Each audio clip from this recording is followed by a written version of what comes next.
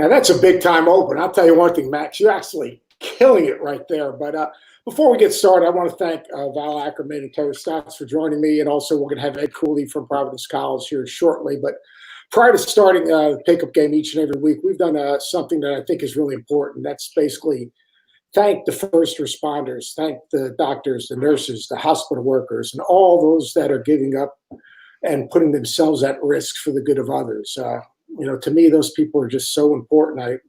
I say it every week, but I live right next to two doctors, and I see them going to work every single day. And they're putting themselves at risk to help someone else. But this week's a little bit different because, we hear so much about everyone saying we're in this thing together, and what's happened in the last few weeks, what's happened in Georgia, what's happened in New York City, what happened in Minneapolis. To me, it's sickening to me, and it really, really is disheartening. And our country's better than that. And I'm not one to get on a soapbox, but hopefully, maybe somehow, some way, sport eventually, when it opens up, it can bring people back together. But we need to have everyone pulling in the same direction, and it really is disheartening what we're seeing on a daily basis, and disturbing, disheartening, and hopefully we can find a way to be better than that, and people can have greater respect, really, for each other. But I appreciate you guys being here. And what we've done to start off the show each week is we talked about The Last Dance, and just kind of takeaways and things of that nature. And Val, you do a great program with the Big East with all your members for basketball, and you bring I think it's your incoming freshmen together and educate them on basically the pitfalls of media, social media, and the transition to college. Is there anything from The Last Dance that you will potentially take to help kind of educate your group in making that transition to college?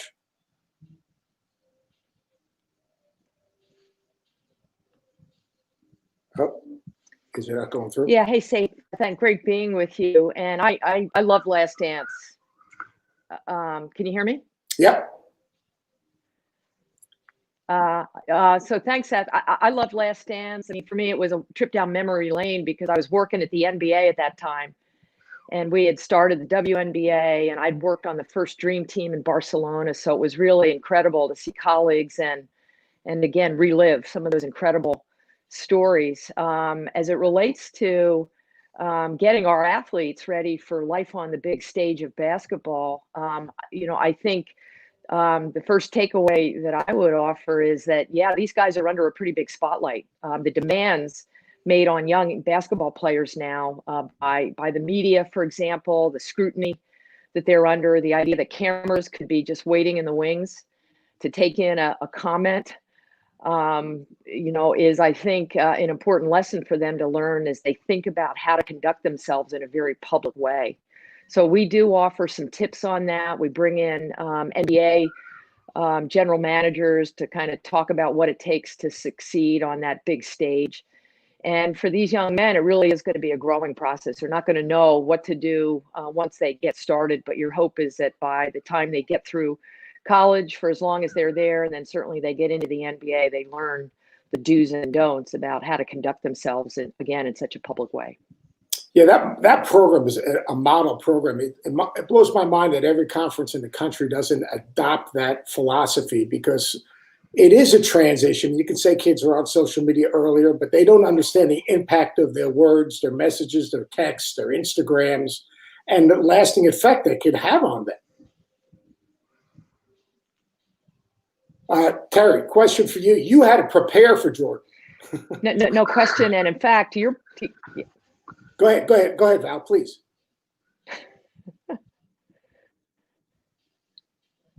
No. You said it well, Seth. I'm eager to hear Terry's comments about the show. Yeah. Terry, you had to prepare for Jordan when you were with the Sonics. What was that like? Obviously it was a great team. And I think we felt confident that we could win the series. We had split with them during the regular season. We were kind of riding the wave after beating Utah in Game 7 in the Western Conference Finals. But in preparation, you when you go into a series and you've won 65 games and you've had success, you really don't want to go away too much from what got you there. So, I know there's been a lot of discussion about Gary Payton guarding Michael Jordan, and that certainly was one of the adjustments that we made as the series went on. But the thing about the Bulls in the '90s, and the triangle gets a lot of publicity, but the NBA game of the '90s was a lot of side pick and roll, direct post ups, isolations. So the triangle offense with the movement, first of all, you have two great players, three with Rodman, but it was a difficult because there's more movement than a lot of teams used back in the '90s, and then you throw in great players in addition to that. So a lot was made of the matchups, but we were a team that switched a lot anyway. I read a good article in the Seattle Times that kind of reviewed it because it's 20 years ago, so I kind of forgot a lot of this stuff. But Nate McMillan was really a valuable part of that team, and he was battling injuries during that final series and wasn't at full strength. But our preparation was do what we do. We were a good defensive team, and to be honest, in preparation for Chicago, you do the defensive preparation, but they were such a good defensive team that scoring was at a premium. And one of the things that I've noticed during watching The Last Dance, you looked at some of those final scores, Chicago versus Utah, Chicago against us. I mean, scores were in the 70s and 80s, so it was a different game back then as well.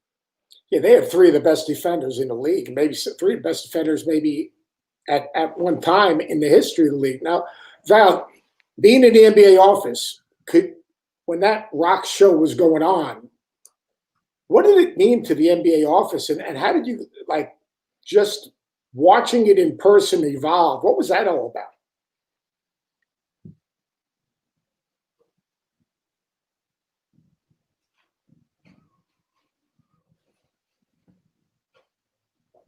I think we have a delay.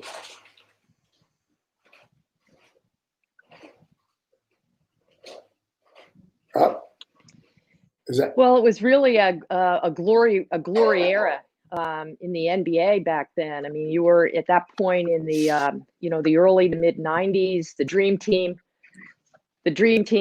had, of course, hit in '92, again in '94.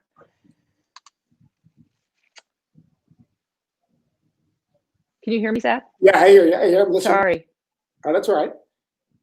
And that was incredible. Let's go in another direction. Can you all hear me? I know I'm yeah, having some technical we hear you. We hear you. Let's go to your league right now. Your league right now, obviously you have a meeting with your presidents or a phone call with your presidents coming up. Day to day managing, bringing players back to campus. When coaches will be able to maybe even have exposure to their players. You've got a bunch of different states and municipalities, a bunch of different governments. How are you monitoring that, and how will you make a decision as a league moving forward?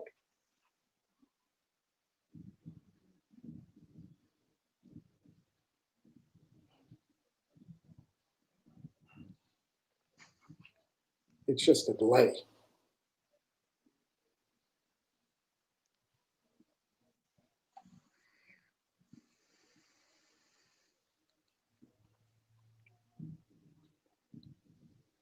Max, can you pop up? And Well, it is challenging, Seth, because we're in 11 different jurisdictions, 10 states plus DC. We expect that the governors or the mayor, in the case of DC, are going to have their own decisions, their own minds to make up about when it's safe to resume. We won't have any set policies there for the conference. Every school will be making its own decision about return to play and the appropriate timeline and deadline there.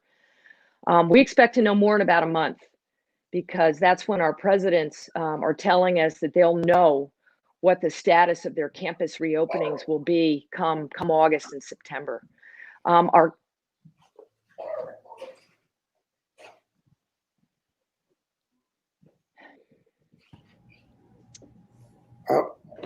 I think we just lost. Now we lost Val, but all of a sudden, my guy Ed Cooley shows up. Oh, incredible streaking man.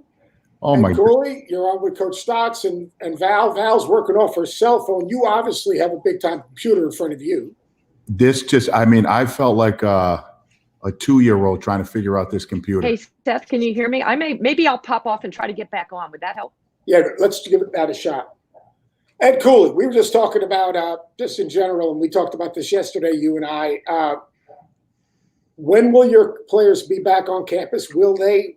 Who dictates when you can get an opportunity to be with your guys, and how much pressure is on the families of those players being at home as opposed to being on campus this time of year? Well, I think many of the coaches for football, men's and women's basketball, and for many scholarship student athletes, once they go to college, they basically come off the payroll for their parents. And some of our families are really struggling to just feed our kids.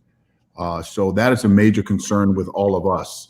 As far as when we're getting back to school, I know the NCAA allowed us on June 1st to have our guys back on with no, athletic related activities that we can conduct.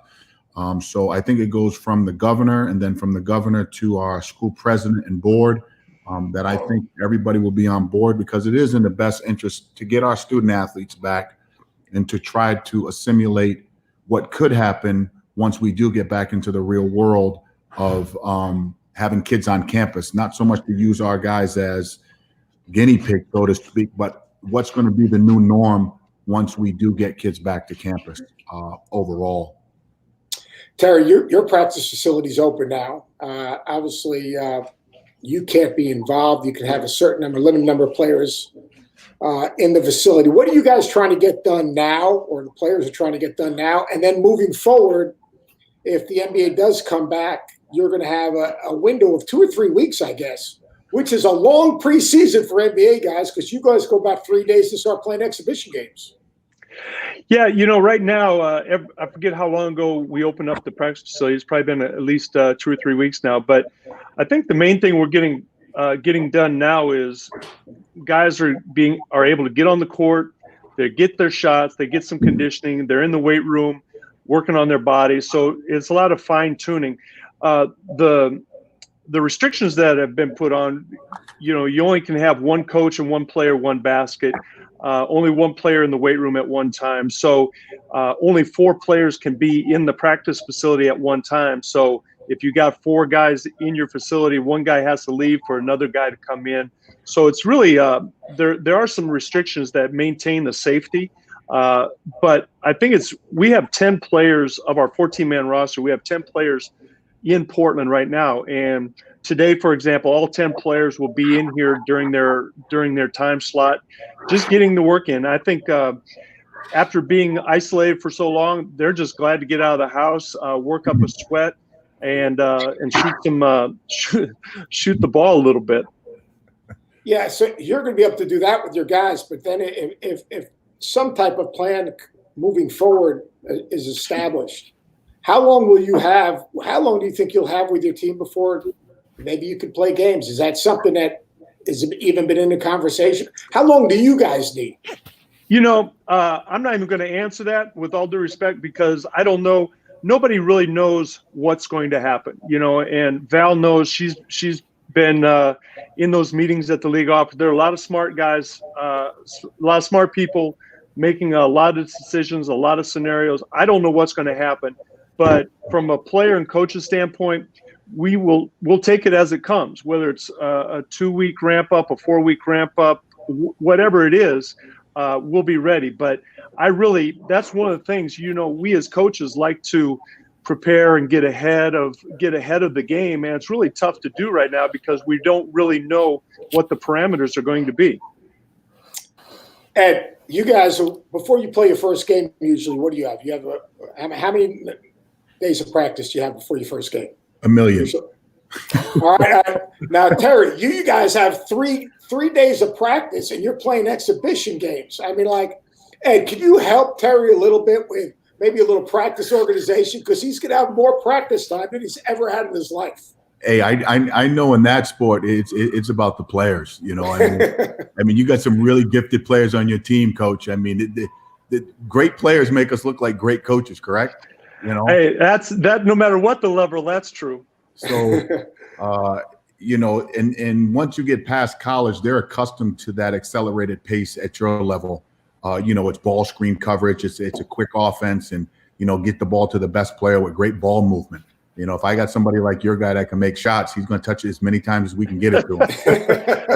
Well, I was telling Seth before this, you know, in college, there's so many demands on, first of all, the things that you have that we take for granted, but you guys do so much teaching, and sometimes there aren't enough hours in the day to get done what you want to get done. And for us, you know, Seth, actually our first preseason game is usually a week after we start practice. And but the players, you know, they're very talented. They know the game. And so there's not as much teaching that you have to do when you have freshmen. You have 4 freshmen coming in who, you know, there's a lot to be learned. Val, as a commissioner, right? Rudy Gobert basically catching the virus basically shut down all of sport, and basically, thank goodness it happened, because obviously it was a precursor to a pandemic in a lot of ways. The pressure on you as a commissioner to make a decision moving forward, knowing that nothing's changed except how we deal with the virus. How much pressure is that, and what kind of things go through your mind when you speak to the presidents about moving forward? Well, thanks, Seth. Sorry for my technical difficulties. I've got the headset on now, and I figured this out. When your millennial kid is on the phone and can't help out mom, I'm so sorry. Anyway, great to see Coach Cooley as well, my guy here. I love that guy. Love you too. So it's a tough spot, obviously, for the leaders in our business to be in, Seth. I mean, you know, health and safety is paramount. We're all trying to do the best we can. We all had very tough decisions to make back in March. I can tell you, you know, as it relates to the Big East, we were conferring daily with our board. Father Shanley, the president of Providence College, was in on the calls together with our other presidents. And we, at the end of the day, we were relying most heavily on governmental authorities. And interestingly, in New York, until the day of our quarterfinals, there was no shutdown decision of any kind. I mean, Broadway was up and running. Schools were in session. Businesses were open. I work a block from Grand Central Station, and it was jammed. So that was the lay of the land not 2 months ago. So I think the takeaway here is that we will have to continue to rely on these authorities to help guide our decision making. And as I tried to say earlier when you asked me the question, given that we're in so many different states and DC, I think it's likely, if not certain, that we're going to have varying entry dates for all of our schools, including our athletic teams. So it's very complex, and you know, we're just going to have to rely on the science, what others are doing to some degree. We'll certainly be looking to the NBA to see how they're going to handle basketball games. Can you imagine a league season without fans? Can I? I can. I mean, I can. It's not ideal. No one wants it. You know, frankly, our last bit of a game at Madison Square Garden on March 12th was with no fans, essentially, in the building. We had under 1,000 people in the building. It's not what anybody wants, certainly not what our athletes or our coaches play for. But, you know, if it can be done safely, and certainly if it can be done in a way that fans who watch our sports on television can participate, I think that's certainly a fallback position if you need to go that route. No fans in the arena with Coach Cooley on the sidelines. That could be dangerous. It's called an all-access game. He loves the microphone. I mean, he would be very, very good. And just in general, to get off this subject a little bit, your story to Providence, or back to Providence, I'm not sure everyone really understands it. We're having a cross-section of NBA people watching this and college fans watching it, but your journey, to me, is absolutely incredible. Just kind of fill people in a little bit about it, because it's fascinating to me. I was born and raised right here in the city of Providence. I'm a New England guy. I love the Northeast. I love the snow. I love the seasons. Right now, it's a peak season for us. A lot of golf, a lot of swimming, a lot of working out. But being born and raised here, going to this public school system, coming from very, very tough background and, being one of 8 children, I am the first person in my family to go to college. Not many of us graduated from high school. My grandmother had, close to 450 grandchildren, and not many of us have gone to college and gotten out. I just feel like if I can do it and be an example for young men and women that come from a tough background, once given the academic opportunity, you can too. You got to be willing to fail. You got to be willing to listen. And I am all in for Providence College. It's a place that's given me an opportunity. But prior to getting there, working for Coach Skinner, who was the head coach at University of Rhode Island, then he took me to Boston College with him, and from Boston College becoming the head coach at Fairfield, and thanking them for giving me my first head coaching job at a very young age. And then coming home, there's a lot of great colleges and universities out there, but for me, everything is about fit. Everything to me is about where you belong and the influence and impact that you can have on the greater community beyond basketball, and giving young men and women hope. Because statistics show I shouldn't be on this conversation with any of you. So I'm blessed. I'm thankful. Father Shanley, our board, very grateful for Val and her leadership with our conference being a basketball-centric conference. Just an amazing. I pinch myself every morning. I have 2 wonderful children and a wife. Nerissa is my wife. Isaiah and Olivia, my children. Ironically, my daughter is a freshman at Georgetown. So I told her, when we're playing Georgetown, I better know what you got on. I can tell you that. She better be the Friar when we play that doggone. So it's just an amazing journey for me, and I'm so blessed and so appreciative. Now, Terry, you've had an incredible journey, and people that you've worked with along the way. I mean, to me, it's incredible. But last year, a year ago, you guys won almost 60 games, and you guys had it going on, had a bunch of injuries. Then you have the virus. Now your guys kind of in limbo. How difficult has this season been, just in managing injury and expectation? Well, it was difficult. Look, it was up to this point, it's been a disappointing season for us in all reality. Going to the Western Conference Finals last year, it was a remarkable season that we had, and sustaining success in this league is really difficult. It's a zero-sum game, and maintaining a level of excellence is I've always had my hat off to the San Antonios and the Utahs and the Chicagos who were able to sustain excellence over a long period of time. But this year we did have our fair share of injuries to guys who we're counting on to contribute. That's part of the NBA game. We've been very fortunate to be one of the healthier teams in my tenure here in Portland, and you just got to manage around it. We lost some games that we probably shouldn't have, and you can't afford to lose those games in this league. And it's a long season, and you do what you can. You manage the game, you manage the team. You never give up, because we've had a track record of coming on strong in the second half of the season, and we're on track to do that again. But who knows what will happen? But that's part of the NBA season. Is you're going to have some difficult moments, and you just got to. It's how you manage those moments that's the most important thing. That's a great answer. Adversity obviously is the toughest thing. Now, we've all had mentors. Val, you've got to have some great David Stern stories or insights that has helped shape you to be the leader you are right now. Well, Seth, he was certainly one of them. It was really an honor to work for David. I mean, he was a tough boss, to be honest. He made me cry many, many times, just because he was such a demanding manager, and he had such high standards, and he just wanted so much for the NBA. So he was very influential in my life, opened many doors for me, as did Russ Granick, the longtime deputy commissioner at the NBA, who was sort of yin to David's yang. They were really fantastic. Rick Welts is a close friend, runs the Warriors, as Terry knows. But I'll also give a nod to Dave Gavitt. founder of the Big East Conference in 1979, somebody I had the honor of knowing when I was doing early work for USA Basketball. And Dave was just a master politician. He was a very different kind of leader than David Stern was. And I think I sort of drew from each of them. You know, they each taught me sort of different ways of approaching problems. David Stern was a lawyer.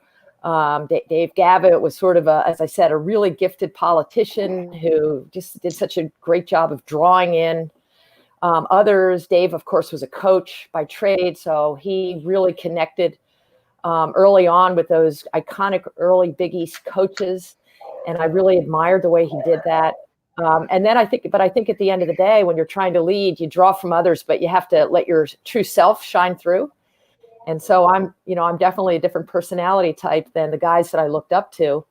And I have sort of taken my own path, I suppose. The last thing I'll say is I learned so much from our coaches. I mean, Ed is an amazing leader, as are the other coaches in the Big East. And I really admire all they have to do to connect with the athletes and be educators on top of being coaches, and winning games is not always easy. It's certainly not in the Big East. So, again, it's been an honor for me to do this. And I hope in turn that kind of the things that I do can be helpful to aspiring leaders as they blaze their own trails. Ed, your man, Skin Man, who we all love to death. Absolutely one of the most underappreciated coaches probably in the history of the game. What the success he had at BC was, obviously people are trying to figure it out. What does he mean to you? Al's like a big brother / father. When I had an opportunity, I was a high school teacher for a couple of years, and they had a restricted earnings position in 1996, I believe it was. And he asked if, I remember going for an interview, and he said, you don't have to wear a suit, and coach is so laid back. He's just the smoothest brother going, man. He's just a smooth dude. And I would always say, and I would watch everything coach did. I never, ever left his side after a game for the 10 years that I worked for him. After a game, I would just listen to him. I would ask him questions. He would yell at me because, he's like, why you ask me that? I said, one day I want to be you. One day I want to be a head coach. So I would listen to his press conferences. I would listen to if he said he should have called a timeout, not call a timeout, substitution pattern, practice plans, how he handled the media, how he handled player relationships, how he handled the staff, how he handled donors, how he handled just being in public. I watched everything he did. He is the greatest influence on me in the game of basketball, and we are totally different personalities. He's quiet and reserved, and I am the absolute opposite of that, and you can fill in the blanks yourself.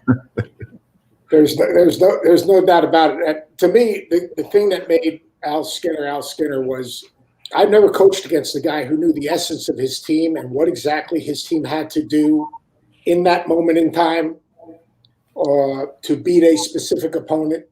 Mm-hmm. Or the identity of his team. You could watch Al's team play in 5 minutes. You knew exactly what the identity was going to be. And I mean, to me, that's the most underrated thing in coaching is, what's your identity and what's the essence of who you are and how do you win? So like Terry, you work with incredible guys, George Karl, Coach Klopp, Rick Carlisle, Gerg. Like when you think about, you think about the guys that you work with, pioneers and trendsetters and guys that kind of were so creative. What are your memories of the guys that have kind of influenced you? Well, you got to start with George Karl. I probably wouldn't be in the NBA if it weren't for George. I played for George in Great Falls, Montana in the early 80s. He was a young Spitfire in Great Falls.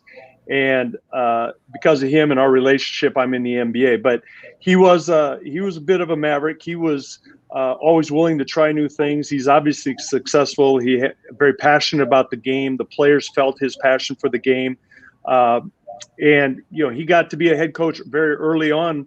I think he was 33 when he got to be head coach at Cleveland Cavaliers. So when you talk about Seattle and the staff that we had in Seattle, I'm a young coach. That was I've been coaching for 2 or 3 years. But you talk about George, who will be in the Hall of Fame at some point. Bob Kloppenberg, as you mentioned, a lot of people probably don't even know Kloppy, but he was ahead of his time with his defensive principles and his switching and his keeping the ball on the side and pick and rolls and doubling the post. And he was a big time innovator. And obviously on the West Coast, Seth, you're a West Coast guy. You knew about Kloppy and his defense. Tim Gergerich is a legend. Hopefully he gets in the Hall of Fame. Just the ultimate coach. Great assistant. He taught me how to work with players, how to connect with players. But Gerg was so much more than just he was kind of labeled as a workout coach, but he was a great breath of fresh air, a sounding board. He was really good for the head coach. I mean, George really relied on him.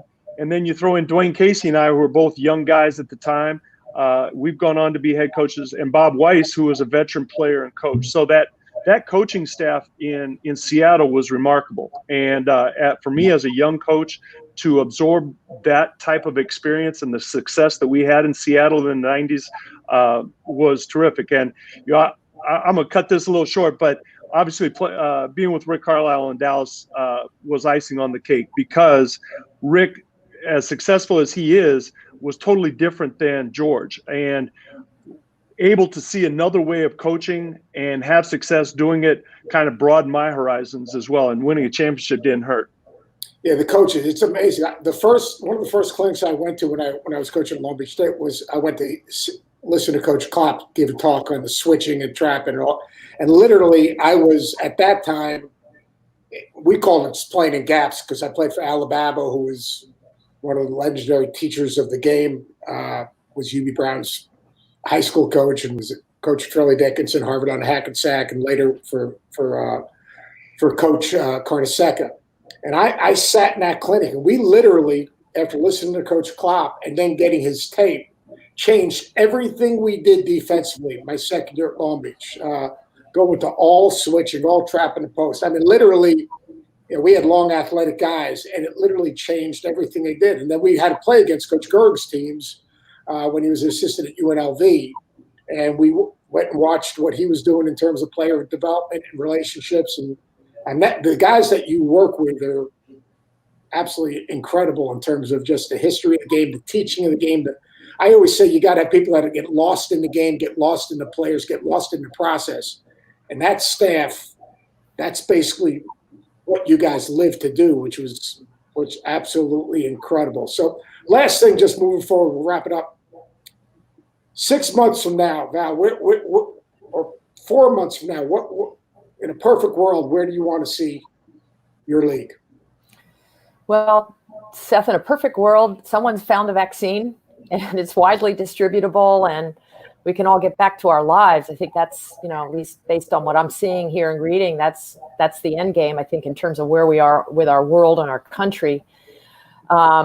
I think my realistic prediction is that we won't quite get there in 4 months. I think we're hopefully going to see advances as we get to the vaccine. In the meantime, I think the sports organizations that are dealing with decisions about their seasons, may have a bit of a bumpy ride as we try to make decisions about how we can safely resume our activities, what, in the case of college sports, we can do on our campuses, what that looks like for, in the case of basketball, the upcoming season, which starts in the fall.